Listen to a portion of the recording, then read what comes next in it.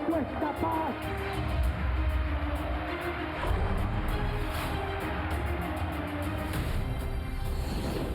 Voz y Voto 2021.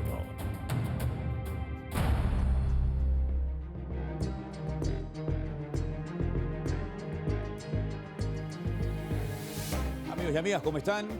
Una buena noche para ustedes. Gracias por acompañarnos una entrega más de Voz y Voto 2021 en este domingo. ¿Qué tal, Andrés? ¿Cómo estás? Esta noche trataremos temas sociales como educación, salud y bono de desarrollo humano. Y vamos a empezar este bloque con temas educativos y nos acompañan Rosalía Arteaga, a quien le damos la bienvenida, expresidente de la República, educadora y activista social. Mónica Franco, vicerrectora de vinculación de la Universidad Católica Santiago de Guayaquil. Y Fidel Márquez, profesor y prorector de la Universidad Ecotec. ¿Cuál es el panorama educativo que va a enfrentar el próximo presidente de la República? Lo revisamos a continuación.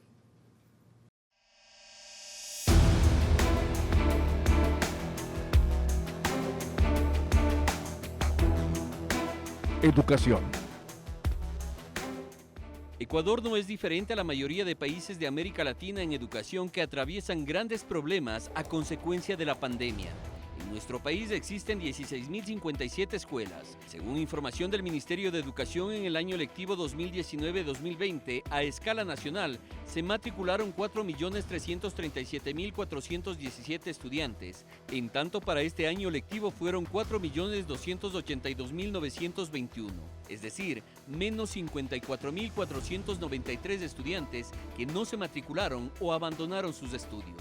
La brecha digital en el país fue el mayor problema durante la pandemia. Es por ello que se desarrolló el programa gubernamental de teleeducación Aprendamos Juntos en Casa, transmitido por una cadena de 160 canales de televisión, 1.000 radios comunitarias y un portal virtual. Hasta inicios de enero, 4.000 niños regresaron a las aulas con alternancia y semipresencial.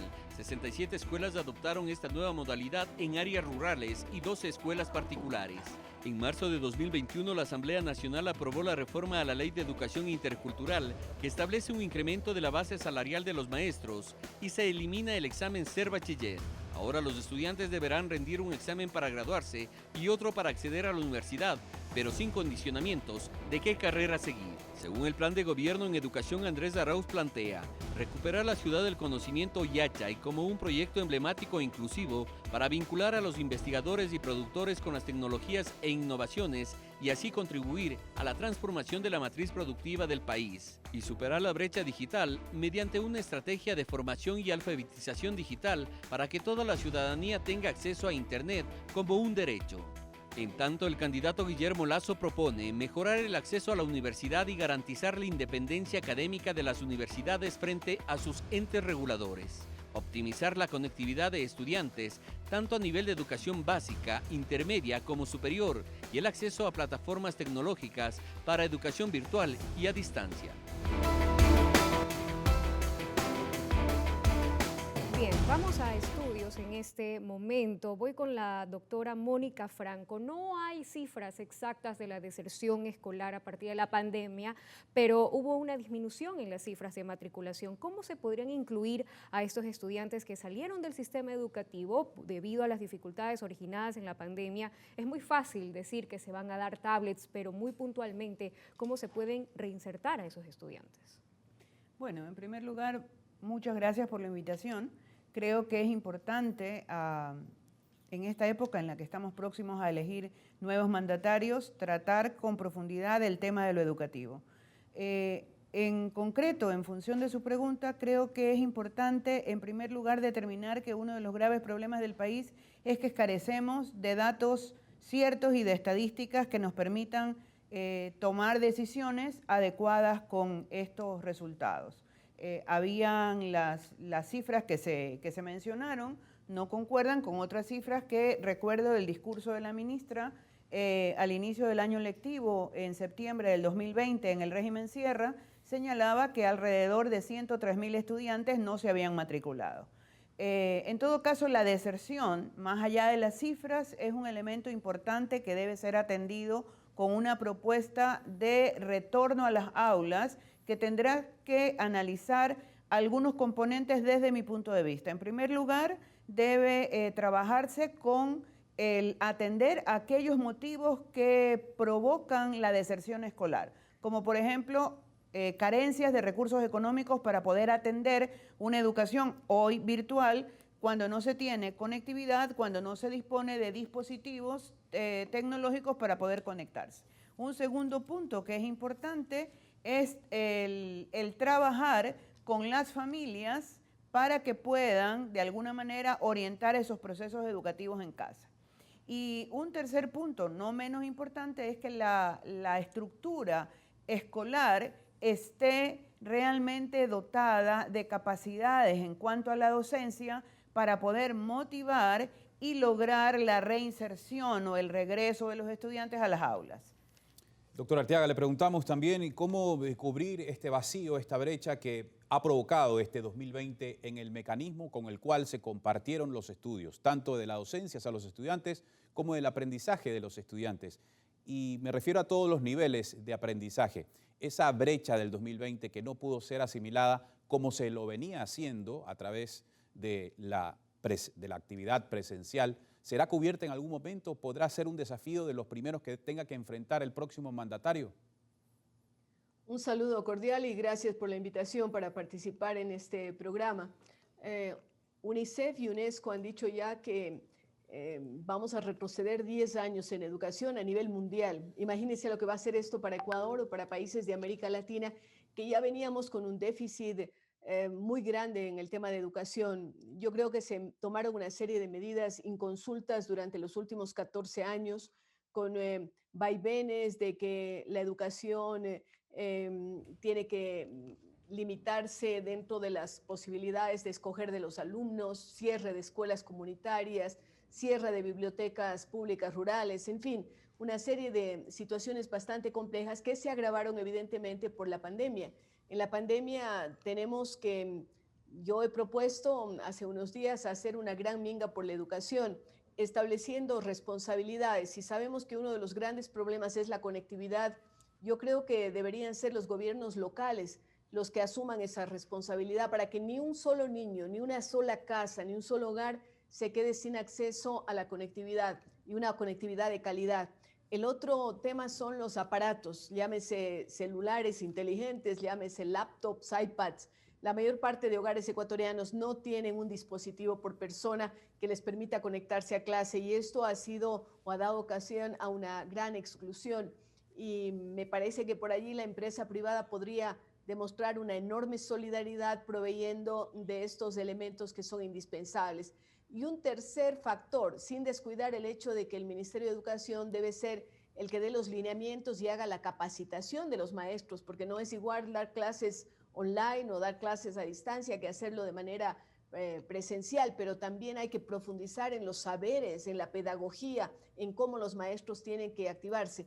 Y decía, hay un factor más que creo que podría ser revolucionario si hablamos de esa minga por la educación y tiene que ver con el hecho de que el Ministerio de Educación debería hacer convenios con todas las universidades, primero las públicas y por supuesto también las privadas, para que los estudiantes de últimos años sean tutores de los niños y de los jóvenes. La presión que va a existir, y de esto se está hablando muy poco, por el cierre de escuelas privadas, el hecho de que los padres de familia no puedan mantener a los niños en escuelas privadas, van a hacer que las escuelas, nuevamente las públicas, estén abarrotadas. Y allí, ¿cómo podemos exigirle a un profesor que lidie con 50, 60, 70, 90 niños? Va a necesitar asistentes de cátedras. El sistema económico ecuatoriano esto no lo puede asumir. Por ello, sostengo que podría establecerse ese principio de solidaridad entre universidades y educación básica y educación media. Qué maravilloso sería que el estudiante de último año de medicina, por ejemplo, estuviera dando clases de biología o estuviera asistiendo a un X número de estudiantes para evitar la deserción. Se dice que más o menos en el régimen de Sierra y Amazonía han desertado más de 90.000 estudiantes. ¿Qué está pasando con esos niños? Se habla de que no se sabe dónde están 5.000 profesores. Correcto. Y estos son datos preliminares, no tenemos datos efectivamente exactos de lo que está ocurriendo, pero indudablemente el tema de la educación va a ser peor que la pandemia. Si bien en el tema de salud, en el tema económico estamos viviendo ya una catástrofe, el de la educación puede ser mucho más corrosivo del aparato social de la sociedad ecuatoriana, porque esto tiene que ver con el futuro de los niños, con el futuro de los jóvenes, con las nuevas generaciones. Así es que yo propongo esa gran minga por la educación y si es que lo hacemos podríamos intentar superar, porque usted preguntaba cómo superar la brecha, poniéndonos todos a trabajar, haciendo que el sector público, las universidades, que también tienen sus problemas, pero que pueden proveer de esos estudiantes que solidariamente estén trabajando con los niños menores, podrían proveer una solución. Eso es lo que he desarrollado yo desde la experiencia que tengo de, no sé, más de 40 años de trabajar en educación. Perfecto, doctora Arteaga, muchísimas gracias. Voy con Fidel Márquez. La doctora Arteaga hablaba de una minga por la educación, esta solidaridad entre las universidades y daba algunas ideas. ¿Coincide con ella? ¿Usted cree que podría ser factible? Y los candidatos se centran en la conectividad, en sus planes de educación. ¿El acceso a la educación se soluciona cortando la brecha digital? A ver, la brecha digital es una base importante que se debe tener para poder cerrar esta brecha. Pero en cuanto a lo que han perdido los jóvenes y niños en esta pandemia, si bien es cierto que se plantea por la UNESCO, como dijo la doctora Rosalía, que se ha perdido más de una década en el mejor de los casos, en el caso nuestro yo calculo que hemos perdido entre 15 y 20 años con relación a lo que va a ocurrir en el mundo de hoy. ¿Por qué? Porque post pandemia, y ese es el mundo al que tenemos que preparar las distintas reformas, y el próximo gobierno va a trabajar en la etapa post pandemia, es decir, primero, la primera parte es resolver la problemática de cómo logramos la inmunización, que esto es parte de los procesos que se tienen que llevar a cabo, pero acompañado con esto tiene que venir una reforma educativa que tiene que cambiar los contenidos que se dan en los distintos niveles de enseñanza.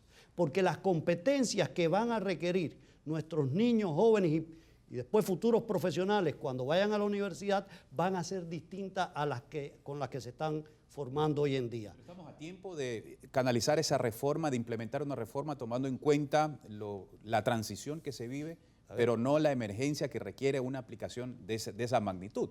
Primeramente tienes que lograr la conectividad. ¿Por qué? Porque nos vamos a un sistema híbrido. Y ese es el mundo que se va a enfrentar el próximo gobierno. Y tiene que ir planteando la necesidad de que ese sistema híbrido tiene que entrar primero por la conectividad. La conectividad debe lograrse por el desarrollo local.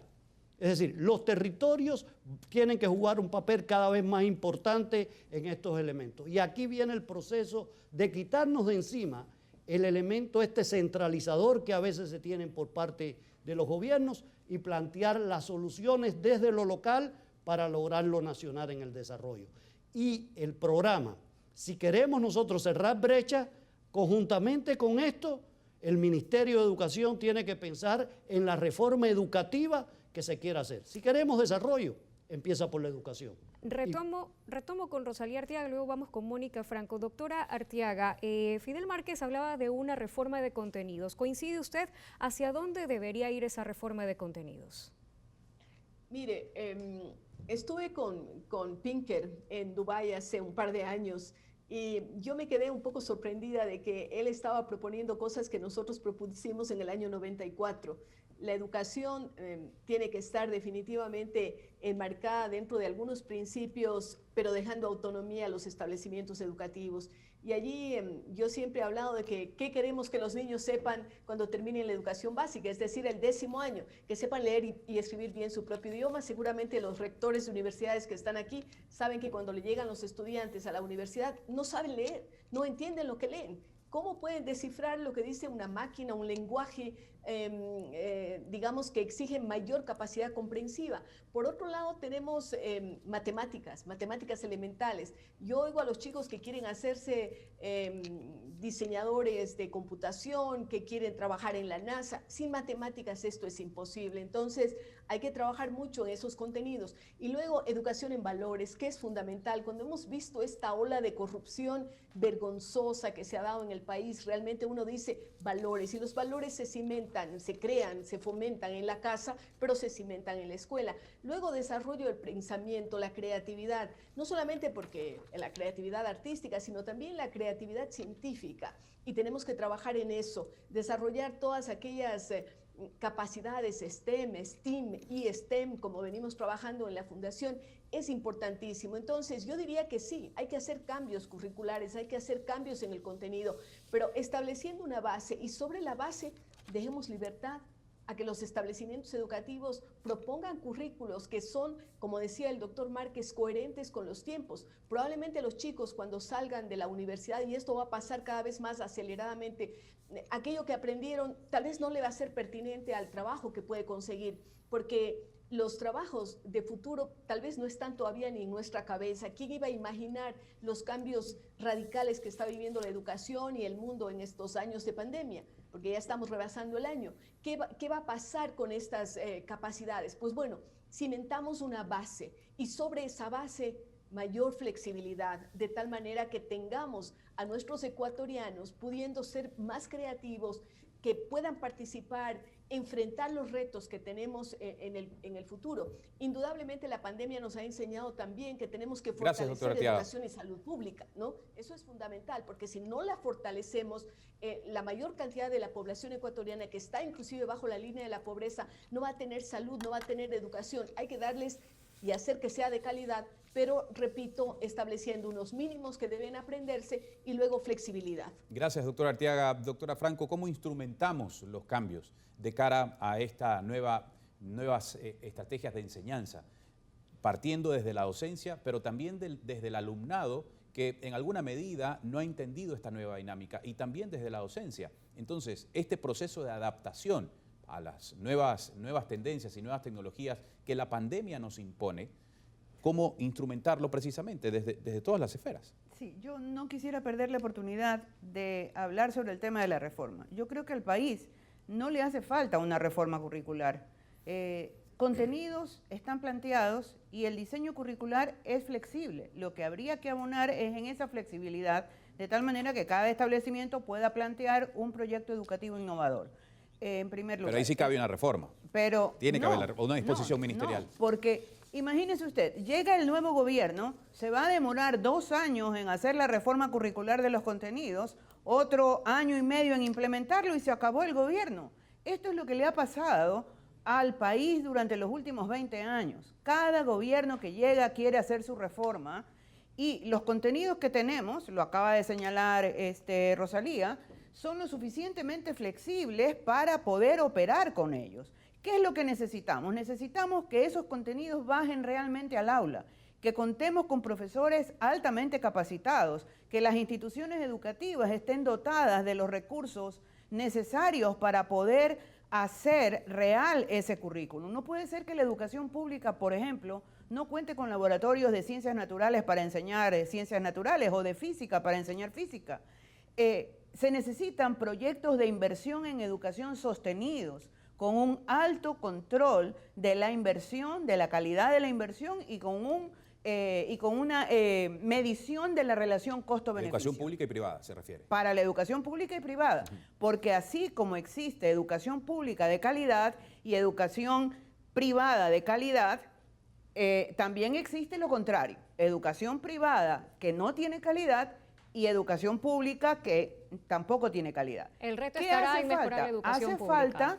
Hace falta trabajar en fortalecer el sistema educativo público, hacer un mejor sistema educativo que administre los centros escolares, que no los persiga, porque lo que hemos tenido en los últimos años, desde que, recuerdo yo, desde el 2013 hacia acá, lo que hemos tenido es un Ministerio de Educación que no ha estado totalmente emparejado con las políticas de control, de seguimiento, de acompañamiento, y que además, en la mayoría de los casos, pues no han tenido las capacidades como para poder impulsar lo que las instituciones educativas están en capacidad de hacer, tanto las públicas como las privadas. Bien, nos quedan varios temas pendientes en educación. En el siguiente bloque vamos a tratar sobre el bono de desarrollo humano, las ofertas de campaña y la utilidad de este subsidio. Ya regresamos.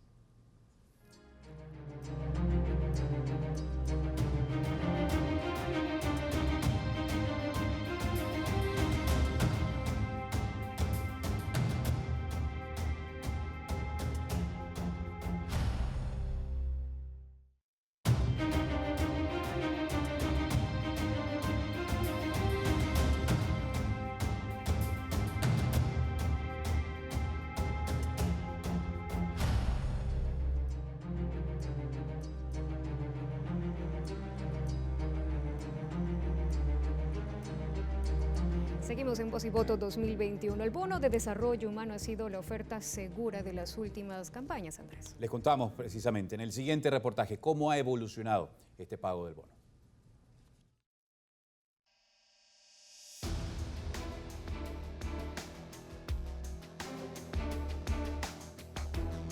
Bono de Desarrollo Humano. Fue Yamil Maguad en 1998 quien implementó el bono solidario, también llamado bono de la pobreza, en aquel entonces de 100.000 sucres, es decir, $4.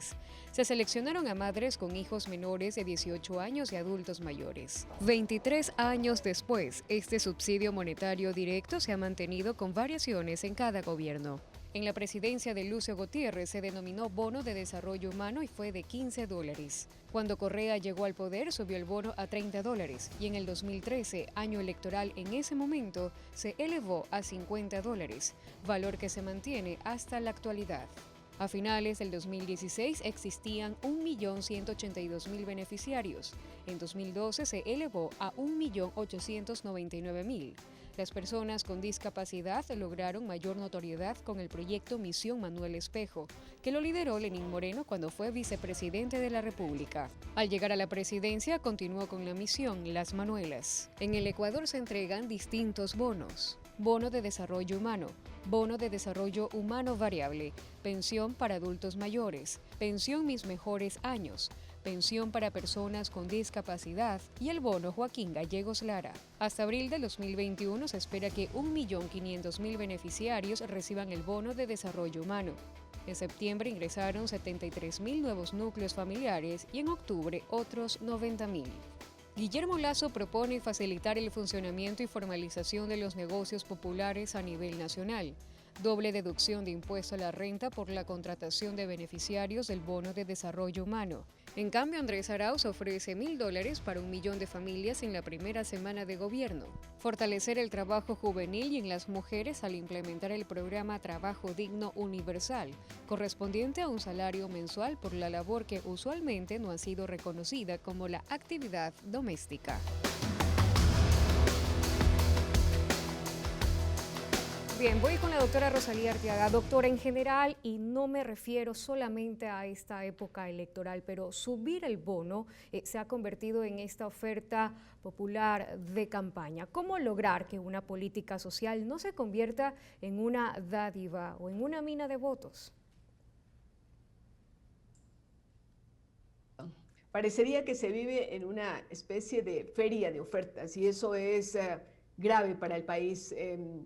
El populismo desafortunadamente ha arrojado situaciones que significan pan para hoy y hambre para mañana, y eso es desastroso. No es que sea yo opuesta a los bonos, que en un momento dado pueden ser necesarios para los sectores más deprimidos de la población, pero no es esa la solución definitiva. Tiene que generarse empleo, ese es el camino.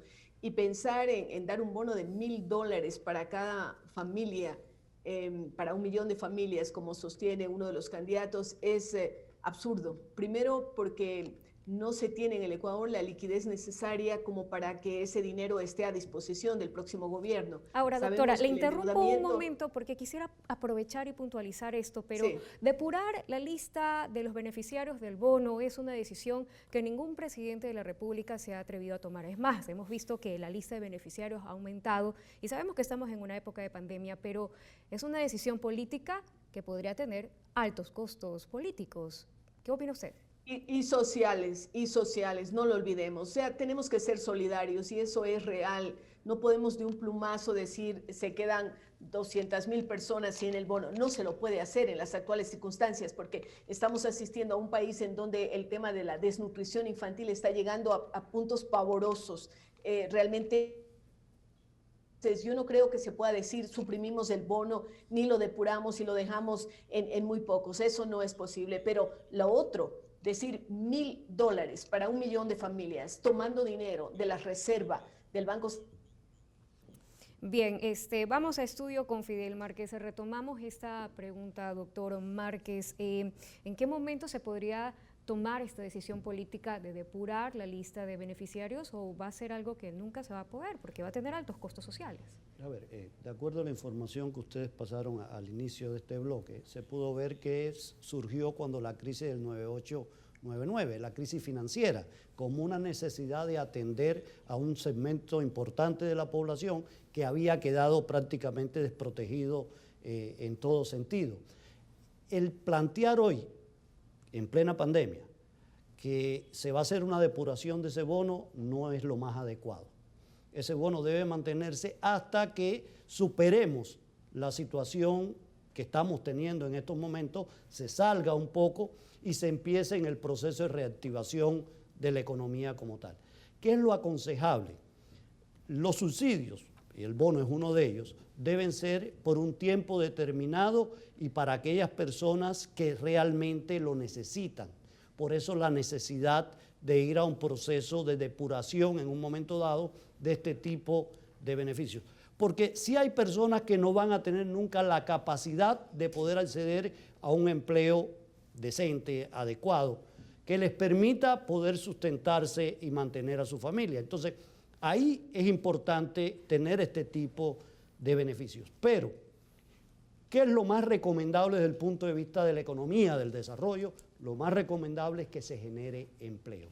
Y que se genere empleo buscando la forma, por ejemplo, yo siempre parto de este ejemplo, si queremos darle a 1 millón de familias $1.000, ¿por qué en vez de tomar esos 1.000 millones de dólares de la reserva, no decimos aquellas empresas que me generen empleo, que me integren personas que perdieron sus empleos o aquellos que están en estos segmentos poblacionales, lo incorporen al mercado laboral, les den trabajo? A esas empresas no les vamos a cobrar los impuestos por la cantidad de liquidez que han tenido que poner para poder generar estos empleos. Y eso como alternativa para dinamizar la economía también. Dinamizamos la economía y no sacamos de la reserva, que si se da cualquier situación pudiera provocar una crisis mayor. Ahora decía, estamos muy tarde o no es el momento para depurar el bono de desarrollo humano porque en estos momentos se lo necesita.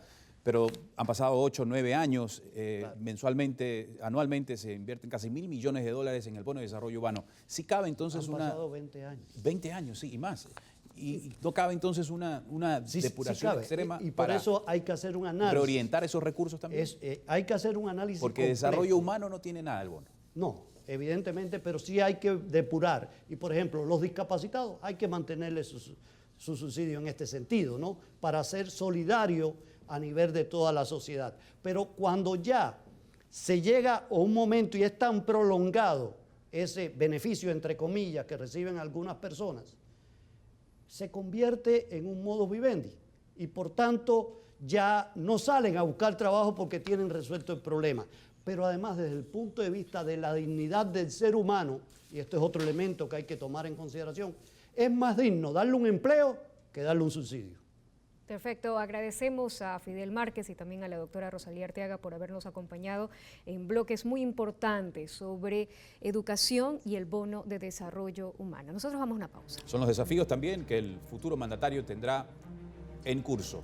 Vamos a hablar de temas sanitarios, como así la emergencia lo amerita, con las propuestas y los desafíos enseguida, Voz y Voto 2021.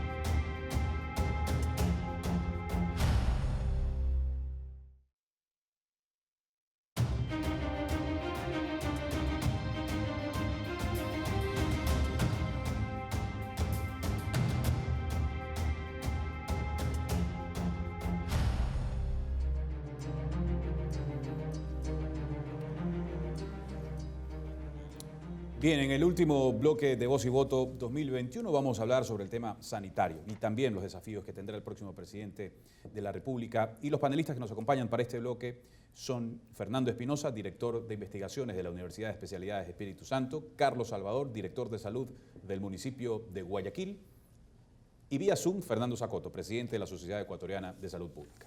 ¿Cuál es la situación sanitaria del país y la propuesta de los candidatos? Lo vemos a continuación.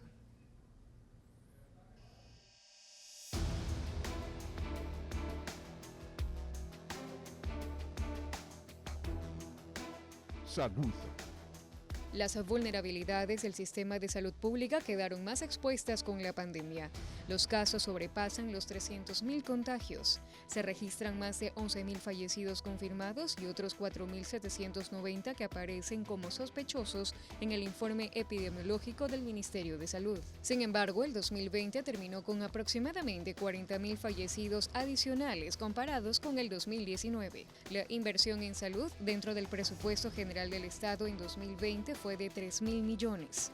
El gobierno ha destinado 200 millones para adquirir 18 millones de dosis en el 2021. 6 millones corresponden a Pfizer, 5 millones de AstraZeneca Oxford y 7 millones de la iniciativa COVAX. En la fase 0 de vacunación, más de 6.000 ecuatorianos de 99 hospitales públicos, privados y centros gerontológicos recibieron las dosis.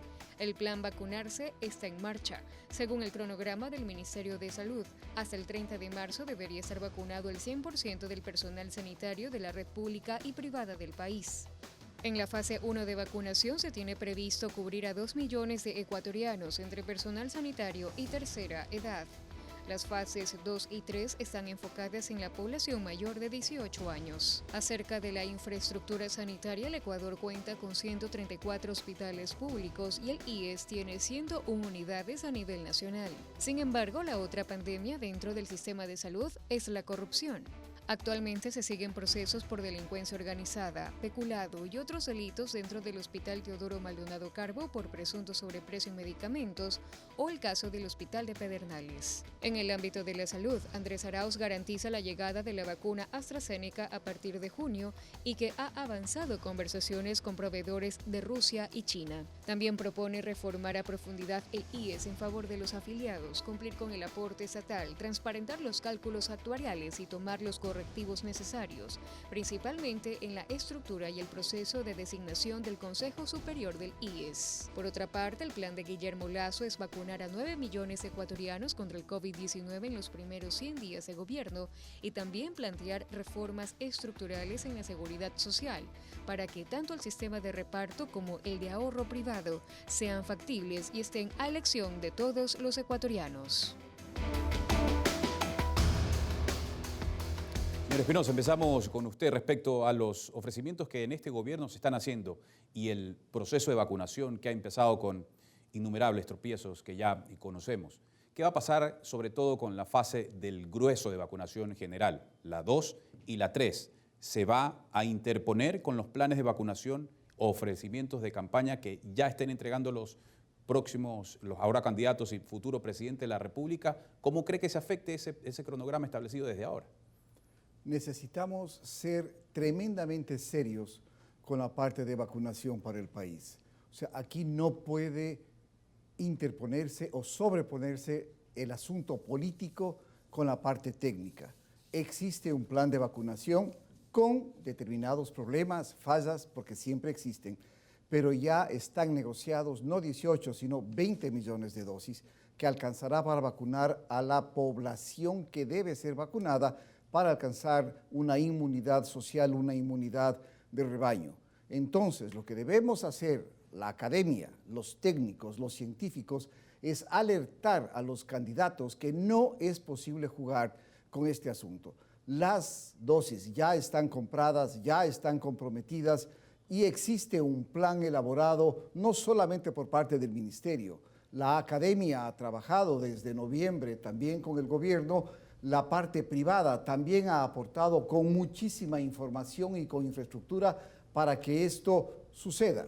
El problema actual es que no existen vacunas en el mundo y ese es el reto. ¿Cuándo van a llegar las vacunas? Será entonces en abril y mayo y como decía hace un momento, a partir de junio deberemos tener vacunas suficientes para vacunar a todo el país sin necesidad que la política diga, ahora yo tengo más vacunas, yo te voy a vacunar. Señores, un plan existe, respetemos los compromisos internacionales y vacunemos lo más rápido al país, porque eso es lo que necesitamos. Gracias, Fernando Espinosa. Voy con Carlos Salvador. Para reactivar la economía se necesita una población saludable. ¿A cuántos ecuatorianos y en cuánto tiempo deberían vacunarse para tratar de terminar con esta pandemia? Buenas noches, gracias por la invitación a este espacio. La respuesta es sencilla, tratar de vacunar a la mayor cantidad de ecuatorianos. Un número mágico no existe. Es la única manera, como ustedes bien mencionan, de poder tener una reactivación. Recordemos de que lo que busca la vacuna es disminuir la mortalidad y que los casos sean complejos. De ahí que exista un contagio, va a ser como una gripe estacional. Pero yo creo que deberían apuntar cualquiera de los candidatos a vacunar a la mayor parte de la población y, como muy bien manifiesta el doctor, tratar de tener reuniones para articular y mantener el proyecto y el programa que se tiene establecido. Recién cuando ellos cojan la presidencia, comenzar un proyecto de este tipo es bastante complejo. Correcto. Quiero retomar un poco la pregunta de Andrés. Hay un plan de vacunación en marcha por parte del gobierno y ambos candidatos tienen sus respectivos planes de vacunación al respecto. El próximo presidente debería culminar el plan vacunarse que está ejecutando el gobierno ahora, tomar la posta o iniciar su propio plan.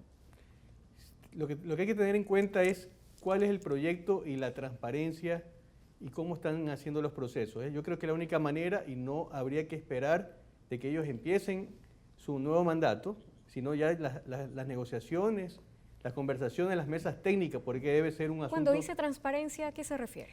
El número de dosis, cuestión de precios, para que ver si le conviene al gobierno que viene seguir con la misma estructura de vacunación.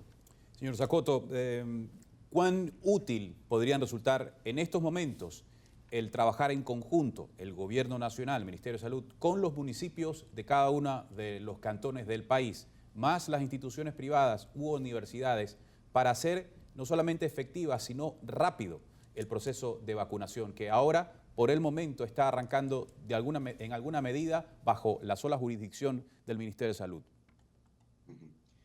Bueno, creo que retomo algo de las conversaciones previas. Es decir, en el sentido que lo que debe haber naturalmente es un trabajo en consenso entre el equipo de salud entrante y el equipo de salud saliente. Eso es lógico porque sería absurdo que el 24 de mayo pues esté enterándose recién el gobierno de lo que hay que hacer. Creo que es pertinente que haya un trabajo de conjunto.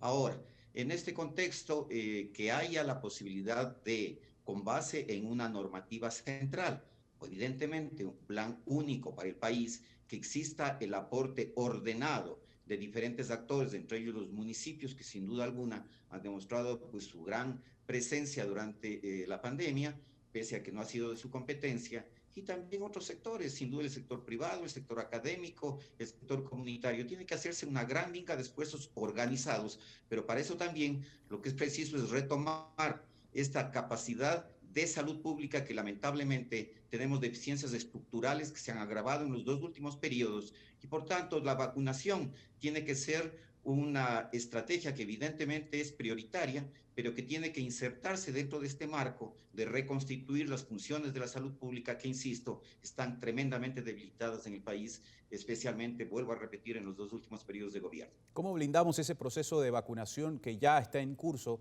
de manera que no se distraiga en todos los siguientes días, ya con la nueva posesión del nuevo mandatario del país? ¿Esto podría darse también? ¿Sería una posibilidad que se trastoque el proceso de vacunación ya anunciado? Y quiero insistir en esa pregunta por la fragilidad también de los mecanismos que se han dispuesto hasta el momento para vacunar a toda la población. Sí, mire, lo que se ha conocido es, efectivamente, y en los últimos días ha habido un poquito más de información, es que los datos, la información ha sido bastante general. Es decir, para vacunar, una condición fundamental es saber con objetividad cuántas vacunas dispongo, en qué tiempo progresivamente van a llegar. Esa precisión, infortunadamente, no se ha dado. Y por tanto lo que se tiene en este momento, sin duda alguna, es la precisión respecto de la llegada de las dosis de vacuna Pfizer en las últimas semanas, que está cumpliéndose de acuerdo con lo que se ha indicado. El resto son informaciones que tienen que tener precisiones y para ello, entonces, en lugar de que los candidatos, cada quien también hagan una oferta que podría parecer efectivamente desarticulada de un plan de vacunación, lo sensato es que tan pronto como haya un ganador, pues sus equipos de salud de uno y otro, pues del gobierno saliente y el gobierno gobierno entrante conversen y que identifiquen y que analicen las posibilidades. Yo no creo que se deba dar como un hecho escrito en piedra lo que está. Hay otras opciones que deberían considerarse. Por ejemplo, hay una vacuna que tiene buenas perspectivas como es la Johnson Johnson, de tal manera que lo que hay que hacer es eso. Hay que entender la necesidad de una prioridad fundamental que es del país y que no puede ser obstaculizada por razones de tipo político. Tiene que haber un consenso serio, equipos serios con asesoramiento serio a efectos de tener la mejor posibilidad para el país. Sigo con el doctor Zacoto. Quiero hablar sobre la transparencia. La otra pandemia dentro del sistema de salud pública es definitivamente la corrupción. ¿Cómo o cuáles deberían ser las señales de transparencia del próximo presidente de la República? ¿Podrían empezar, por ejemplo, por controlar las compras públicas? ¿Qué opina usted? ¿No? Pero sin duda alguna, es decir, yo creo que la corrupción en términos generales, pero particulares en términos de salud, por todo lo que se ha visto, ¿quién lo duda que es una prioridad? Y para ello lo que tiene que revisarse es este mecanismo de compras públicas que tiene mucho de discrecionalidad, que no tiene reglas claras de juego y que no tiene la suficiente transparencia. Yo creo que ese es uno de los cambios fundamentales, entre otros, y puedo mencionar rápidamente, otro cambio fundamental es cambiar la arquitectura organizativa territorial en el país, que realmente tiene que retornarse a la administración por provincias, cantones y parroquias y desterrar esta equivocación grande de regionalización a través de coordinaciones zonales y distritos que son absolutamente infuncionales, y si hay tiempo puedo dar ejemplos concretos de esto. Gracias, doctor Zacoto, en esta noche por aportar de manera en este proceso de vacunación. Le pregunto al doctor Salvador, ¿cuán dispuestos está el municipio de Guayaquil para implementar un plan inmediato de cooperación conjunta con el Ministerio de Salud? El ministro Farfán ha dicho que se van a vacunar a los guayacenses en los siguientes 2 meses. 4 millones de vacunados. ¿Adherirse a ese proceso que ya ha sido anunciado por el Ministerio de Educación o seguir intentando proponer esta importación de vacunas para también a la par inmunizar a gran parte de la población? Claro, vale recalcar que siempre nuestra idea ha sido trabajar de la mano con el Ministerio de Salud Pública porque tenemos bien claro que es el ente rector de la salud. Lo que nosotros queremos es ayudar a vacunar a la mayor parte de la población en menos tiempo. Si nosotros colaboramos con logística o tenemos las vacunas en el mejor de los casos, vamos a tener que tener la trazabilidad de los datos, vamos a tener que tener mesas de trabajo para no interponerse ni detener este proceso que se lo está realizando de una manera un poco lenta, y la idea de nosotros es hacerlo, ayudar, colaborar más bien, hacerlo más rápido. ¿Cómo está listo en estos momentos el municipio de Guayaquil si las vacunas llegan en sus manos cualquier momento que lo decida el Ministerio de Salud? ¿Cuál sería el aporte del municipio de Guayaquil? El aporte de nosotros, tenemos dividida la ciudad en sectores. Tenemos dividido en 18 sectores, tenemos 80 puntos de vacunación. Sería ideal sumarnos a los 82 que tiene el Ministerio de Salud Pública. Tenemos el apoyo de la empresa privada para manejar la logística. Yo creo que ya es una cuestión de decisión más bien, y de que nos puedan colaborar con las vacunas o nosotros colaborar con la logística para hacerlo de una forma más rápida. Perfecto. Voy con el doctor Fernando Espinosa. Andrés Arauz, por ejemplo, plantea y garantiza la llegada de la vacuna AstraZeneca a partir de junio, y Guillermo Lasso dice vacunar a 9 millones de ecuatorianos contra el COVID-19 en los primeros 100 días de gobierno. ¿Qué opina usted de los planes de vacunación que tienen estos candidatos y cuán factibles son? Son factibles, completamente los dos. El problema, insisto, es dónde están las vacunas.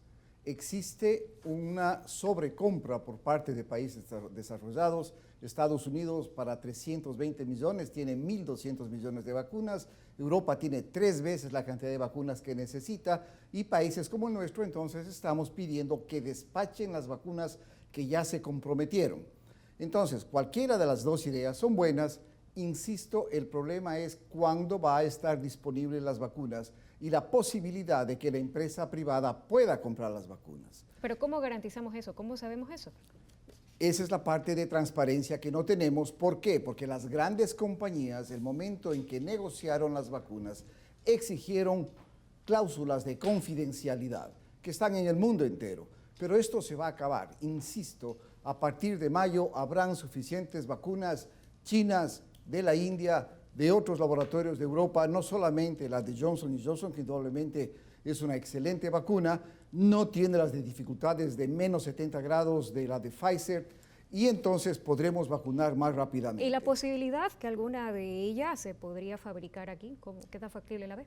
No creo que sea necesario. A veces nosotros queremos el fabricar cuando existen compañías que pueden hacerlo a la 10ª parte que nos tocaría a nosotros hacerlo mientras montamos. Mire, tenemos experiencias desastrosas, por ejemplo, cuando se quiso hacer una fábrica de fármacos para el Ecuador. Se gastaron cientos de millones de dólares, nunca funcionó. O sea, lo más rápido es comprar en lugar de lograr fabricar. Completamente. Cuando el mercado, mire, cuando la demanda es mayor que la oferta, tenemos estos problemas que tenemos ahora. Corrupción, falta de transparencia y entonces exigencia por parte de las casas farmacéuticas. Pero esto se acaba, insisto, de aquí a poco, en el que la oferta igualará o sobrepasará la demanda. Ese momento entonces estaremos más aptos. Y cuidado, seguramente este virus está mutando de tal manera que de aquí a un año que conversemos estaremos pensando en un nuevo tipo de vacuna. Por eso es importante el vacunar ahora. Si no vacunamos a Guayas ahora, podemos tener serios problemas por las nuevas variantes que están apareciendo en Guayaquil. Doctor Zacoto, le preguntamos para sus 30 segundos, 45 segundos finales, ¿cómo aceleramos este proceso de vacunación en estos momentos, ya cuando tenemos de la mano a diferentes organismos locales y nacionales para sumarse a esta cruzada, adicionando también el proceso de inscripción para que cada uno llegue a su vacuna? Sí, yo tal vez aprovecharía muy rápidamente. Yo con mucho respeto entiendo que el problema de vacunación es un tema prioritario, pero es que eso no puede hacer olvidar los grandes y profundos problemas de salud pública que tenemos en Ecuador.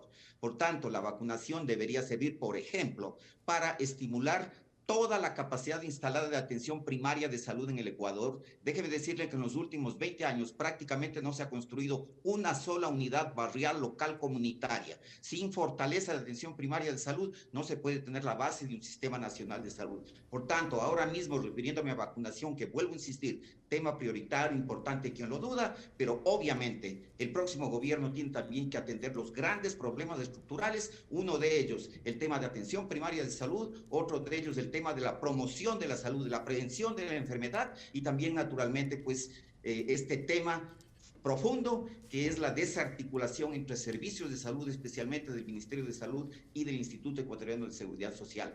Estos son temas de profundidad que espero que algún momento puedan realmente debatirse porque son problemas de fondo que no pueden perderse por un tema que siendo prioritario, gracias, doctor Zacoto, pero no es el único. Gracias, doctor Zacoto. Doctor Salvador, decía Fernando Espinosa que es urgente vacunar a la provincia del Guayas. El municipio de Guayaquil está dispuesto a conversar con el candidato que gane las elecciones inmediatamente cuando ya se sepan estos resultados para continuar con este plan de vacunación.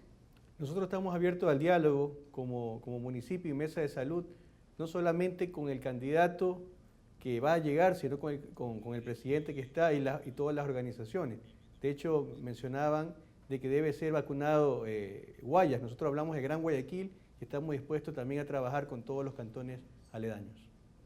Finalmente, doctor Espinosa, ¿cómo complementar desde las unidades educativas, desde las universidades, este proceso de vacunación, pero también ese problema de fondo al que se refería el presidente de la Sociedad General, para que efectivamente el problema sanitario se vaya subsanando y no solamente nos concentremos en una inyección e inoculación? La pregunta es buenísima. ¿Por qué? Porque la pospandemia va a ser peor que la pandemia. Hemos descuidado la vacunación de los niños, hemos descuidado los asuntos de cáncer, tratamientos de quimioterapia. O sea, la salud está en crisis y ese es el mayor reto también para el próximo gobierno. O sea, el sistema de salud, el sistema de educación que ustedes han tratado hoy día son dos áreas que necesitan una inmediata acción por parte del futuro presidente del Ecuador. La academia está lista para colaborar. Bien, es momento de hacer una pausa aquí en Voz y Voto 2021. Regresamos.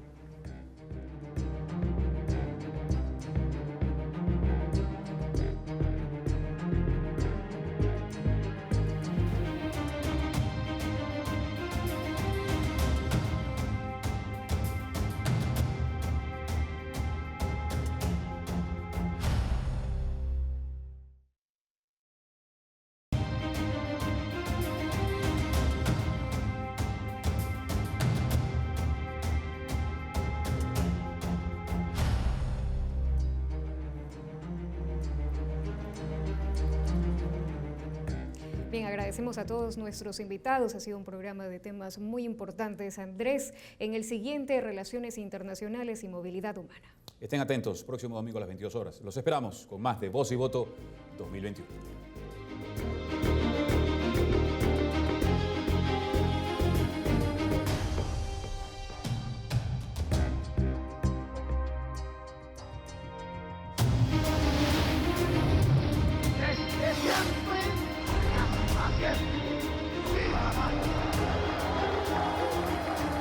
Vamos a demostrarle al mundo cuánto es capaz.